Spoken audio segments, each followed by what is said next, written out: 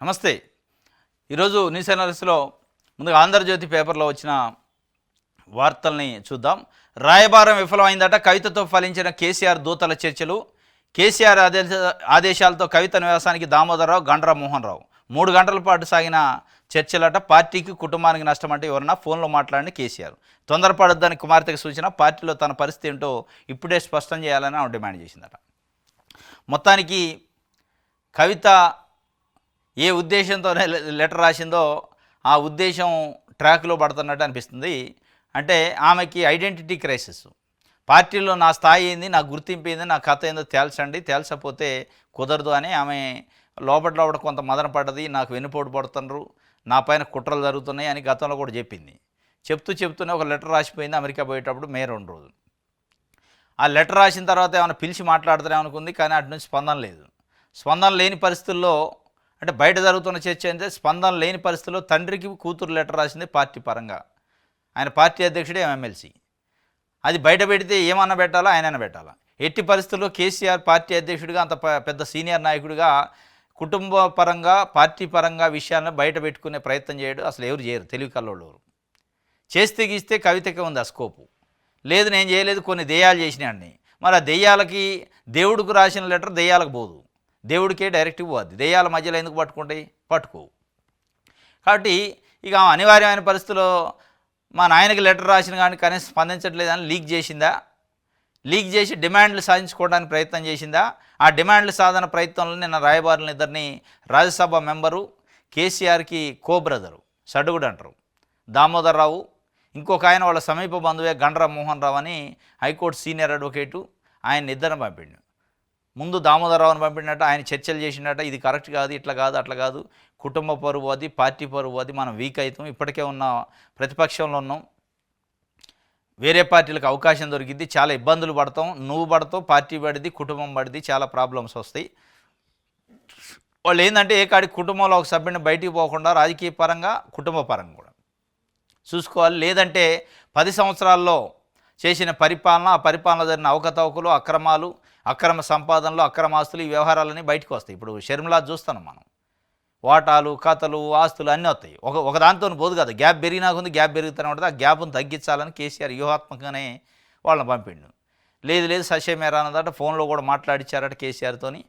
Yes, ఇప్పుడు Congress party అధికారంలోకి వచ్చి 18 నెలలు అయింది. తీవ్రమైన వ్యతిరేకత ఉంది కాంగ్రెస్ ప్రభుత్వం పైన, పార్టీ పైన. రాబోయేది మన గవర్నమెంటే అంటున్నారు, బీఆర్ఎస్ఏ. గవర్నమెంట్ వస్తే కేటీఆర్ను ముఖ్యమంత్రి చేస్తా అంటున్నారు. మరి కేటీఆర్ను ముఖ్యమంత్రి చేస్తే నేనేంటి, నా పొజిషన్ ఏంది, అది చెప్తే తప్ప నేను రాజీ పడినా అన్నదట.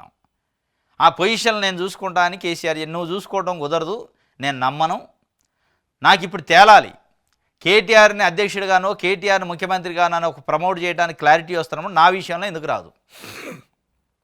కేటీఆర్ విషయంలో కేసీఆర్కు ఉన్న క్లారిటీ కవిత విషయంలో ఎందుకు లేదనేది ఆమె పట్టుదల. నేనేంటి, నా పొజిషన్ ఏంది ఆఫ్టర్ గవర్నమెంట్ వస్తే. గవర్నమెంట్ వస్తుందని ఊహల్లో వాళ్ళు, వచ్చిన తర్వాత కేటీఆర్ ముఖ్యమంత్రి అవుతారని. కేటీఆర్ ముఖ్యమంత్రి అయితే నా పరిస్థితి, నేను పార్టీ అధ్యక్షురాలనా కాదా, నాకు ఇస్తావా లేదా, లేదంటే నేను ఎక్కడ ఉండాలో నా స్థానం ఏంది అని చెప్పి ఆమె చాలా గట్టి పట్టుబడిందట. అట్లయితేనే మాట్లాడతా, లేదంటే లేదన్నదట. అట్లా ఇప్పుడు కుదరదు, ఇప్పుడు మాట్లాడలేము, దాని టైం వచ్చినప్పుడు చూద్దామని ఆయన చెప్పిండట. నీకు అన్యాయం జరగకుండా చూస్తా, నువ్వు పంతాలకు పోవద్దంటే లేదు నేను పంతం కాదు, దీనిపైనే బెట్టి చేసి కూర్చుందట. తర్వాత గండ్ర మోహన్ రావు వచ్చిండట. గండ్ర మోహన్ రావు వచ్చి ఆయన కొంత లీగల్ బ్రీఫ్ ఇచ్చిండట.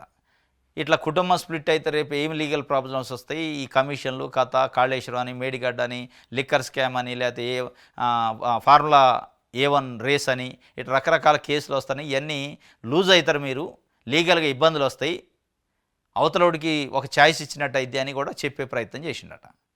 అంటే కవిత ఆలోచన ఏంటంటే కేటీఆర్ పైన అనేక ఆరోపణలు, కేసులు ఉన్నాయి, అవన్నీ ప్రూవ్ అయితే ఆయన ముఖ్యమంత్రిగా అనర్హుడైతుడు, నేనే అర్హత అని ఆమె ఊహించుకుంటున్నట్టుంది. ఆయన చెప్పిండట, కేటీఆర్ పైన ఉన్న కేసులు అని తుప్పేలు కేసులు అవి ప్రూవ్ కావు, నిలబడవు కోర్టులలో, అవి ఏవి కావు, నువ్వు సమయంతో నుండి నీకు భవిష్యత్తు ఉంటుందని చెప్పిండట.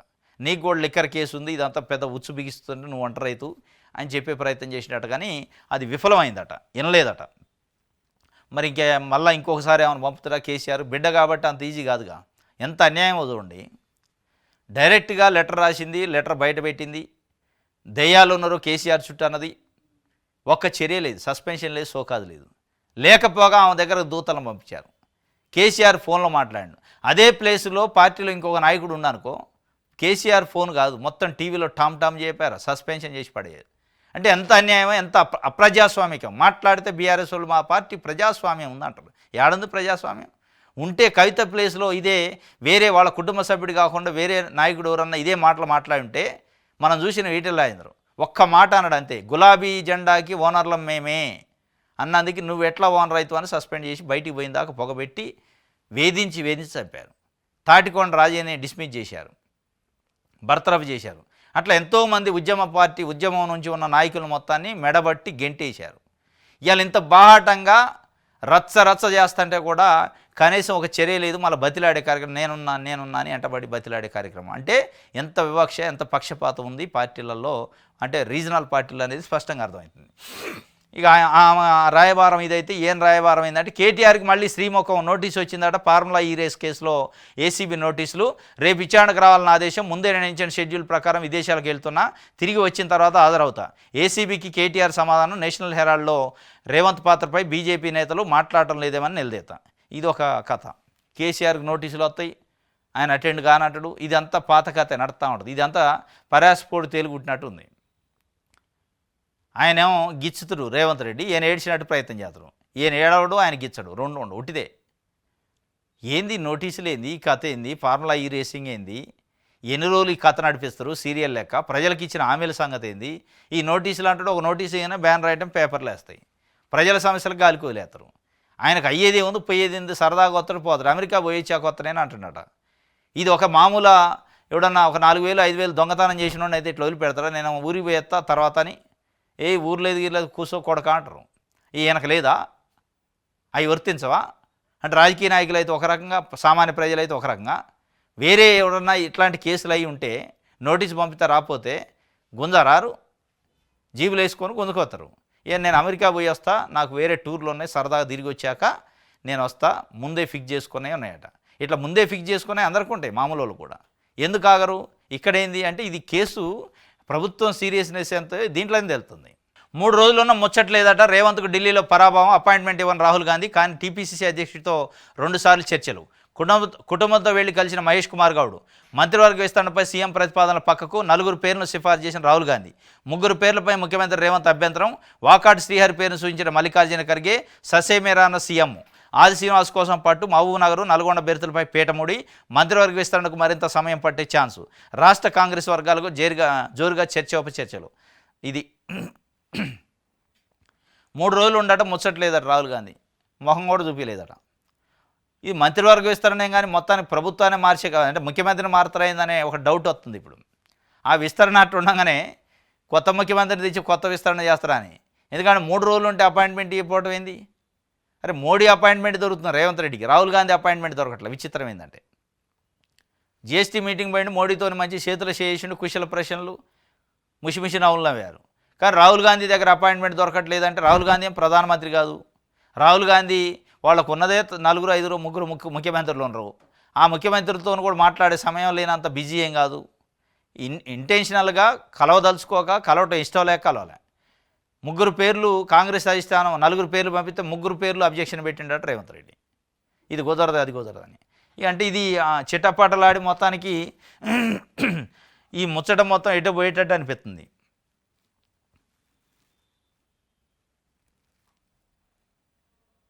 రైట్. కోవిడ్ కేసులు 1000 దాటినాయట. 10 రోజుల్లో క్యాబినెట్ విస్తరణట. లేదంటే స్థానిక ఎన్నికల తర్వాతే. అయిపోయా కథం. 10 రోజుల్లో 10 రోజుల్లో క్యాబినెట్ విస్తరణ, లేదంటే ఇక స్థానిక ఎన్నికలు. ఆ స్థానిక ఎన్నికలు ఎప్పుడు ఎవరికి తెలియదు. స్థానిక ఎన్నికలు ఎప్పుడు అనేది ఉత్తదే జూన్ ఆఖరు, జూలై 1 అంటున్నారని అది కూడా క్లారిటీ లేదు. కాంగ్రెస్ పార్టీ పరిస్థితి ఎట్టుందంటే 6 గ్యారెంటీలు అమలయం కానీ ముందు 6 బెర్తులు భర్తీ చేసుకోలేని పరిస్థితికి పోయింది.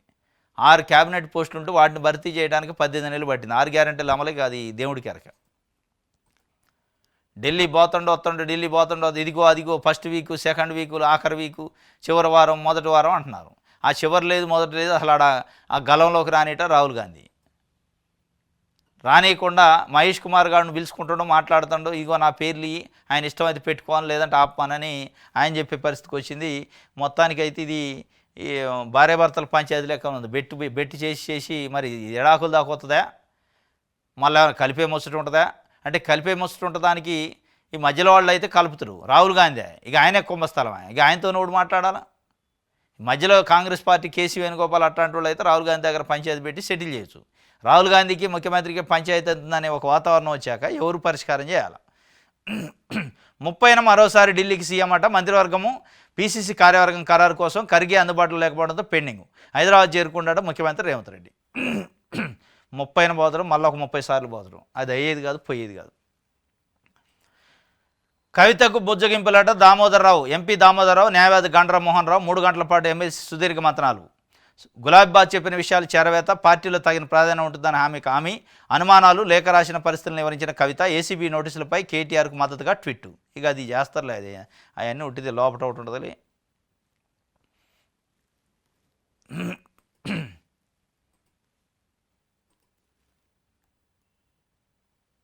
కవితతో కేసీఆర్కి చెడినట్టుందట. చెడబట్టి ఉత్తరం రాసింది. ఈటెల రాజేంద్ర అంటున్నాడు. ఇప్పుడు సారి 30న మరోసారి రా, అప్పుడు మాట్లాడుతా అన్నాడు రాహుల్ గాంధీ. ఇప్పుడు నేను గెలవలేను, సారి మంత్రివర్గం ఇస్తానన్నా పీసీసీ కార్యవర్గంపై మళ్ళీ సమావేశం నిర్ణయం. ఖర్గే అందుబాటులో లేకపోవడంతో వాయిదా. మళ్ళీ ఢిల్లీకి రావాలని సీఎం, పీసీ చీఫ్, సీనియర్ నాయకులకు పిలుపు. రాష్ట్ర రాజకీయాలపై చర్చ. కేబినెట్ పునర్వ్యవస్థీకరణ చేయాలని కోరాం, త్వరగా చేస్తానని రాహుల్ చెప్పారని మహేష్ కుమార్ గౌడ్ చెబుతుండు. రేవంత్కి రాని పిలుపు. ఢిల్లీలో ఉన్న రాహుల్ను కలవకుండానే వెనుదిరిగిన ముఖ్యమంత్రి. కథం, రేవంత్కి పిలుపు రాలేదట. మళ్ళీ పిలుపు రాకపోగా ఆయన ఎమ్మడ పెట్టపోయిన మహేష్ కుమార్ గౌడ్ని పిలిచారు. ఇక అది మరీ అవమానకరం. మరి ఏమనుకుంటుంది కాంగ్రెస్ పార్టీ అధిష్టానం? ఒక ముఖ్యమంత్రిని పిలిచి మాట్లాడలేని పరిస్థితి. ఇది ఏం మెసేజ్ ఇస్తారో అర్థం కావట్లే. ఇది రాజకీయ కుట్ర. ఎక్స్ వేదికగా దుయ్యబడిన ఎమ్మెల్సీ కవిత. అబ్బో, మంచి మాటలు చెప్పిందాం. ఇది రాజకీయ కుట్ర అట. ఇది ఫార్ములా ఈ రేసింగ్ కేసులో కేటీఆర్కి వాళ్ళ అన్నకు నోటీస్ ఇస్తే రాజకీయ కుట్ర. మరి మీ లెటర్ ఏంటిదో? మీరు లెటర్ రాశారు కదా తండ్రికి, ఆ లెటర్ని దెయ్యాలు రిలీజ్ చేసినాయి కదా. దెయ్యాలు రిలీజ్ చేసిన లెటరు ఏం కుట్ర అది కూడా చెప్పాలిగా. వీళ్ళు భలే గమ్మత్తుకోరు అన్న చెల్లెలు. ఆయన మొన్న ప్రెస్ మీట్ పెట్టి ఏమో కేసీఆర్ చుట్టూ దెయ్యాలు ఉన్నరా, దెయ్యాల లెటర్ లీక్ చేసినట్టే దెయ్యాల గురించి మాట్లాడలే. ఆయన ఏదేదో మాట్లాడిండు. ఏమో నోటీస్ వస్తే నోటీస్ మీద మా అన్నకు నోటీస్ ఎట్ట పంపిస్తారు, నేనైతే లెటర్లో పంపిస్తా కానీ, ఆ లెటర్లు నేను రిలీజ్ చేస్తా కానీ, నేను దెయ్యాలంట కానీ. మరి దెయ్యానికి నోటీస్ పంపిస్తే మీకేంది ఇబ్బంది? మీరు మళ్ళీ దీంట్లో రాజకీయ కుట్ర ఏముంటుంది? దెయ్యాలకు నోటీస్ పంపితే మీరు అన్న దెయ్యం మీ అన్నయ్యనే, ఆయనకు నోటీస్ పంపారు ఏదో అక్రమం చేసిండో ఏదో ఇంకోటని. ఆమె ఈ నిన్న ఎక్స్లో పెట్టిందట ఇది రాజకీయ కుట్ర అని.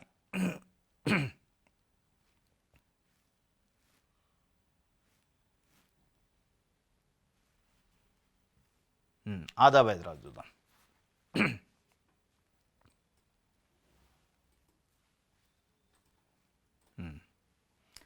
ప్రజాధనం దోపిడీ అట. అప్పటి మేడ్చల్ మల్కాజిగిరి కలెక్టర్ ఎంవి రెడ్డి అన్యాక్రాంతమైన 100 కోట్ల ప్రభుత్వ భూమిని నివేరిపోయే కుంభకోణం. తెరపైకి రానున్న దారుణ వాస్తవాలు. మేడ్చల్ మల్కాజిగిరి జిల్లా ఉప్పల్ మండలంలో వెలుగు చూసిన 100 కోట్ల రూపాయల ప్రభుత్వ భూముల కుంభకోణం రాష్ట్రంలో సంచలనం సృష్టిస్తుంది. 10 ఎకరాల విలువైన ఈ భూమిని ఎలాంటి అర్హత లేని వారికి నకిలీ పత్రాలతో స్వతంత్ర సమరయోధుల కోటాలు నీచంగా సిగ్గు లేకుండా కేటాయింపులో జరిగిన ఘోరమైన మోసం ఇప్పుడు బట్టబయలు కానుంది. ఈ దారుణమైన కుంభకోణానికి ప్రధాన సూత్రధారులు అప్పటి మేడ్చల్ మల్కాజ్గిరి జిల్లా కలెక్టర్ ఎంవి రెడ్డి, రెవెన్యూ అధ్యక్షుడిగా చలామణితో ఈ అక్రమాలకు పాల్పడిన కీలక అధికారి. మరి అప్పటి ఉప్పల్ మండలం తహసీల్దారు వీరి కుమ్మక్కతో ప్రజాధనాన్ని అక్రమార్కులకు కట్టబెట్టి 100 కోట్ల రూపాయల విలువైన ప్రభుత్వ భూమిని యథేచ్ఛగా పరాధీనం చేసిన నమ్మక ద్రోహులు కేవలం తమ స్వార్థ ప్రయోజనాల కోసం కోట్లాది రూపాయల ప్రభుత్వ ఆస్తిని అక్రమంగా 2 చేతులా దోచుకున్నారు. మహాకుంభకోణంపై సంచలన విషయాలతో పక్కా ఆధారాలతో ఆదాబ్ హైదరాబాద్ పూర్తి నివేదికను వెలుగులోకి తేనుంది. మా అక్షరం అవినీతిపై అస్త్రమాట. ఇంకా రాలే ఇది పూర్తి స్టోరీ ఏంటంటే 100 కోట్ల రూపాయల ఆస్తి 10 ఎకరాలట ఉప్పల్లో. ఎంఈ రెడ్డి అప్పటి మేడ్చల్ మల్కాజిగిరి కలెక్టర్గా ఉండి రెవెన్యూ ఉద్యోగుల అసోసియేషన్ ఉండి అది అడ్డం పెట్టుకొని 100 కోట్ల రూపాయల భూమిని ప్రభుత్వ భూమిని అర్హత లేని వాళ్ళకి స్వతంత్ర సమరయోధుల పేరుతోనే కట్టబెట్టిండట. దాని వెనక మూటలు ముట్టినట్టుంది. ఆ మూటల కథ 2-3 రోజులు బయటకు వద్దట. దానికి సంబంధించి ఒక వార్తనిచ్చారు. వెలుగు చూద్దాం.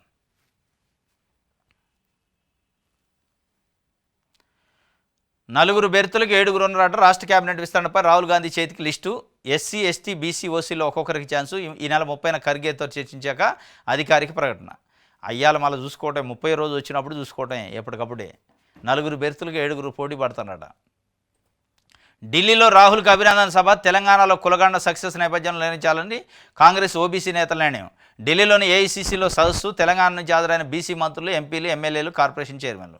ఢిల్లీలో రాహుల్ గాంధీకి అభినందన సభ అట. కులగన్న సక్సెస్ నేపథ్యంలో నిర్వహించాలని ఓబీసీ నేతలు నిర్ణయమట. కులగన్న చేసింది ఎక్కడ? తెలంగాణలో ఏదో ఒక దగ్గర హైదరాబాద్, వరంగల్లో సన్మానం పెట్టాలి, కానీ అక్కడ పెట్టవేంది? చేసింది ఇక్కడ ప్రజలకు సంబంధించింది అది ఇష్యూ. అంటే దాని అర్థమైంది, ఆయన కనీసం హైదరాబాద్ రావడానికి కూడా ఇష్టపడలేదా? మరి హైదరాబాదు తెలంగాణకు వస్తే మళ్ళీ రేవంత్ రెడ్డితో కలవాల్సి వస్తుందనే, రేవంత్ రెడ్డి చేతుల మీద కూడా సన్మానం చేయించుకోవాల్సి వస్తుందనే తెలియదు. కానీ నేను ఢిల్లీ నుంచి రాను, మీరే వచ్చి సన్మానం చేయండి అన్న తెలియదు. కానీ వీళ్ళంతా తెలంగాణకు సంబంధించి బీసీ నాయకులంతా ఆయన దగ్గర పోయి అక్కడ చేస్తారట. దయ్యాల నాయకుడు దేవుడు ఎట్లా అవుతాడు? 2023 ఎన్నికల్లో ప్రజలు ఆ దయ్యాలను వదిలించుకున్నారు. 100 మంది కేసీఆర్లు అడ్డం పడ్డా రాష్ట్ర ప్రభుత్వం ఆగదని డిప్యూటీ సీఎం బట్టి చెప్తుండు. ప్రజలు బాగుపడుతుంటే కేసీఆర్ దుఃఖం వస్తున్నది. ఉద్యోగులకు 10,000 కోట్ల బకాయి పెట్టిపోతే 8,000 కోట్లు క్లియర్ చేశాం. ఇతర రాష్ట్రాలకు విద్యుత్ అమ్మే స్థాయికి తెలంగాణ ఎదుగుతుందని ధీమా. నాగర్కర్నూలు జిల్లా గట్టుతుమ్మెనలో 2 కొత్త సబ్స్టేషన్లు ప్రారంభోత్సవం చేసిండు. మరో 5 సబ్స్టేషన్లకు శంకుస్థాపన చేసిండు. బట్టి విక్రమార్క ఉప ముఖ్యమంత్రి గారు చాలా హాట్ కామెంట్స్. దెయ్యాలకు నాయకుడు అయితే దేవుడు ఎట్ట అవుతాడు? చుట్టూ దెయ్యాలు ఉన్నాయంటే ఆయన కూడా దెయ్యం అవుతాడు, దేవుడు ఎట్ట అవుతాడు అని చెప్పి 2023లో తెలంగాణకు పట్టిన దెయ్యాన్ని ప్రజలు వదిలించుకున్నారు. మళ్ళా దెయ్యాల జోలి మాకు వద్దు అని చెప్తుండే ఆయన. వాస్తవం కూడా చుట్టూ దెయ్యాలు ఉన్నాక దేవుడు ఎట్ట అవుతాడు? ఆయన దెయ్యమే అవుతాడు. ఇగో మహేష్ కుమార్ గౌడ్ కుటుంబంతో సహా పోయి కలిసిండు మంచిగా రాహుల్ గాంధీని. ఆరాంశ పిలుచుకొని మాట్లాడుతుండట. కానీ రేవంత్ రెడ్డికి అవకాశం ఇలా. మరి ఏం జరుగుతుందో తెలియదు.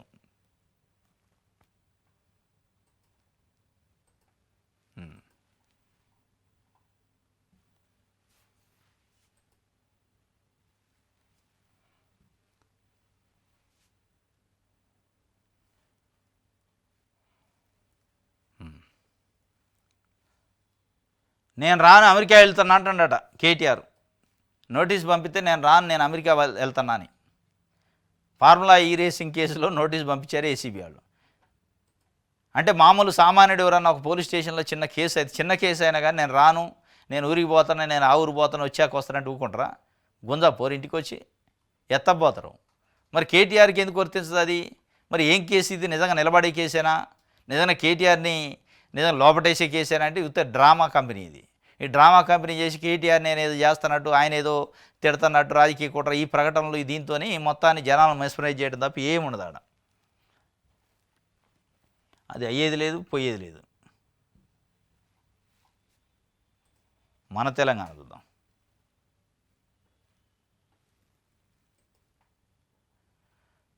రైట్. త్వరలో ఓబీసీల కృతజ్ఞతా సభట. ముఖ్య అతిథిగా రన్న రాహుల్. ఆ రోజు రాష్ట్ర వ్యాప్తంగా ఓబీసీల ర్యాలీ. ఇందులోనే మరి ఇక్కడికే వస్తారని ఇచ్చారు. ఆ పేపర్లోనేమో అక్కడికి పోయి చేస్తారని వెలుగు పేపర్లో ఇచ్చారు. ప్రభాకర్ రావుకు బిగ్ షాక్ అట. రాజకీయ శరణార్థిగా ఆశ్రయం కల్పించడానికి నిరాకరించిన అమెరికాలో తలదాచుకుంటున్న ఫోన్ ట్యాపింగ్ కేసు ప్రధాన నిందితుడు. ఇక ఆయన్ను ఇండియాకు రప్పించడం మరింత సులువు. ఇప్పటికే ఆయన పాస్పోర్ట్ రద్దు చేసిన కేంద్రం, రెడ్ కార్నర్ నోటీస్ జారీ చేసిన ఇంటర్పోల్. ప్రభాకర్ రావు తెలిసి ఉచ్చులో పడుతుండ పోయి ఇప్పటికే రెడ్ కార్నర్ నోటీసు లేదా అక్కడ ఆయన వీసా ఇవన్నీ రద్దు చేశారు. రద్దు చేసిన తర్వాత కూడా పాస్పోర్ట్ రద్దు అయింది. నువ్వు సబ్మిట్ చేయకుండా వచ్చి ఏదో లీగల్గా రిలీఫ్ తీసుకోవాలని అక్కడుండి అమెరికా కోర్టులో నన్ను పొలిటికల్ శరణార్థిగా ప్రకటించండి, నన్ను ఎక్కడనే ఉంటాడు చేయండి అని పిటిషన్ వేసినాడు. నేను దొంగతనం చేసిన దొంగన వాళ్ళు వచ్చి పట్టపోతారు కాబట్టి నన్ను గుర్తించండి అని పిటిషన్ వేసినట్టు. లేదు ఆయన నువ్వు దొంగతనం చేసినోడు నిన్ను శరణార్థిగా ఇక్కడ గుర్తించవు, నువ్వు వేరే బాధలోనో లేకపోతే అక్కడ భారతదేశం ప్రజలు ఎలగొడితేనో ప్రభుత్వం ఎలగొడితేనో వస్తే శరణార్థి. నువ్వు అక్కడ ఎవరు ఎలగొట్టలే నీకు, లేకపోతే అక్కడ తిండికి ఎలకొస్తున్నావు శరణార్థి అంటారు. శరణార్థి అంటే ఏంది? మన దగ్గర కూడా వస్తారు శరణార్థులు, బంగ్లాదేశ్ నుంచి ఏడు నుంచి ఆడ తిండి దొరకనో పని దొరకనో సాగు బతుకులు ఉంటే ప్రాణాలు తీసుకోవాల్సిన పరిస్థితులు వస్తూ ఉంటారు, వాళ్ళకి ఏదో ఆశ్రయం ఇస్తూ ఉంటారు. దాని శరణార్థి. నీకేం దొరకపోయినా అమెరికా నిన్ను ఎందుకు శరణార్థి ప్రకటించాలి అని అక్కడ కోర్టు చివాట్లు వేసి రద్దు చేసిందట. పిటిషన్ని డిస్మిస్ చేసింది. ఇప్పుడు ఇంకా సులువైపోయింది. పాస్పోర్ట్ రద్దు అయింది, ఇది పిటిషన్ రద్దయింది. ఇక నీకు నువ్వే ముద్ర వేసుకున్నావు, నేను దొంగని, నేను దొంగతనంగా వచ్చినా నన్ను గుర్తించండి అని ఆడ వేసుకున్నాక నువ్వు దొంగతనంగా వచ్చిన కాబట్టి అక్కడికే పోవని చెప్పింది. ఇప్పుడు పట్టుకొస్తారట్టుంది ఇక. రైట్. పవన్ సినిమా ఆపే దమ్ము ఎవరికీ లేదు అని దిల్ రాజు చెప్తుండు. ఇది గమ్మత్తుకు దొంగ దొంగ దొంగ అన్నట్టుంది. వీళ్ళే అనకుండా ఆపడానికి ప్రయత్నం చేశారు. వీళ్ళే బయటకు వచ్చి రోజు ఒకడు వస్తాడు. అల్లు అరవింద్ మొన్న వచ్చిండు, పవన్ సినిమాని ఆపే దమ్ము ఎవరికి లేదు అని అన్నాడు. ఈయన అదే చెప్తుండు, పవన్ కళ్యాణ్ మా పెద్దన్న అని. మరి పెద్దన్న అయితే నలుగురు కూర్చొని మీటింగ్ పెట్టి థియేటర్లు బంద్ చేయాలని ఎందుకు అనుకున్నారు అనేది ఇక్కడ ప్రశ్న.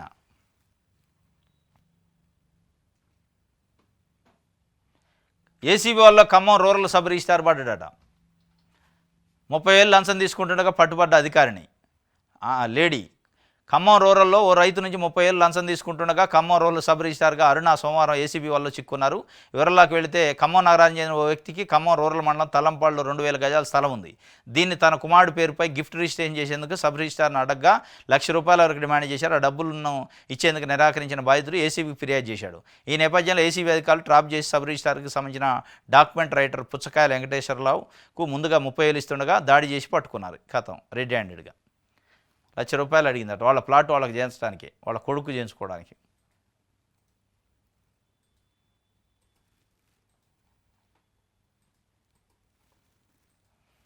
పంచాయతీ కార్యదర్శుల సమస్యలపై ప్రభుత్వం సానుకూలం.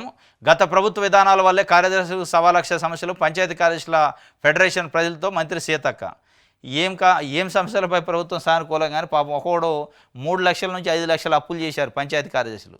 సర్పంచులు పోయిన దగ్గర నుంచి వీళ్ళ పైన పడ్డదా నెత్తిన భారం. ఆ చెత్త తీసిపోయే ట్రాక్టర్లకి డీజిలు, వాటి మెయింటెనెన్సు, వాటరు, డ్రింకింగ్ వాటరు, డ్రైనేజీలు, ఇవన్నీ డబ్బులు లేక రూపాయి లేదు, వీళ్ళు అప్పులు తెచ్చి పెడతారు పాపం పంచాయతీగా. సమస్యలు సానుకూలమే కానీ ముందు వాళ్ళ డబ్బులు అప్పులన్న తీరేటట్టు చేయండి. వాళ్ళు పెట్టిన బిల్లులు. 30న ఖరారట. ఆ ఖరారు ఎప్పుడు క్వశ్చన్ మార్కే ఉంటుంది. ఏది మంత్రివర్గం